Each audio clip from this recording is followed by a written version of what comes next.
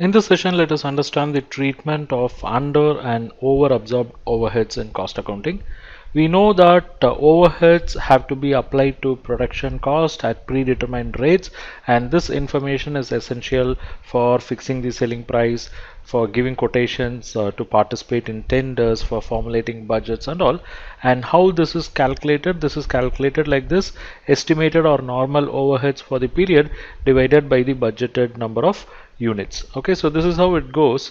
But what we have to understand is, here the overheads are predetermined. Okay, they are applied to production at predetermined rates, but actual overhead will be different.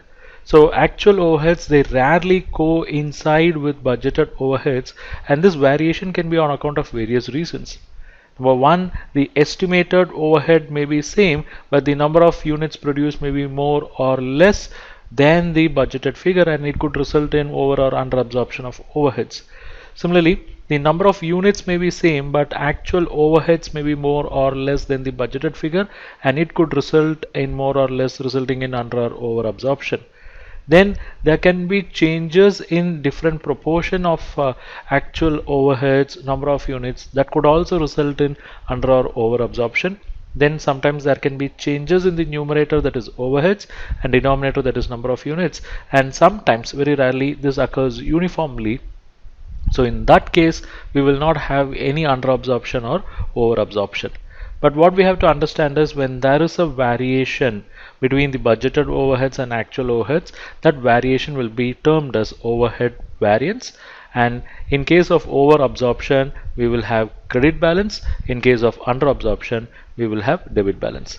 Now it becomes important to understand how these variations are treated. So that's what we have here. Let's go step by step. In case of under or over absorption, the first question we have to ask is whether the amount is small or big. If the amount is small, then that can be taken to costing P&L. If the amount is not small, the next question is it on account of wrong estimation or is it on account of abnormal reasons?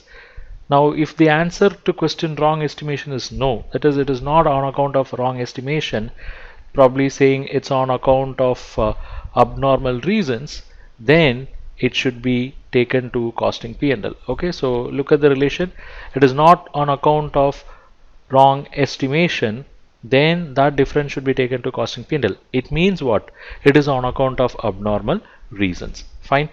Okay, now when we understand that it is on account of wrong estimation, not because of abnormal reason, but because of the mistake made in estimate, then that should be adjusted to cost of production by calculating the supplementary rate, and it should be charged to the cost of sales. In case of goods sold, then finished goods or work in progress value should be adjusted in case of unsold goods or goods which are in certain stages of production. Okay, so what we have understood now is, when the amount is small, it can be taken to costing P&L.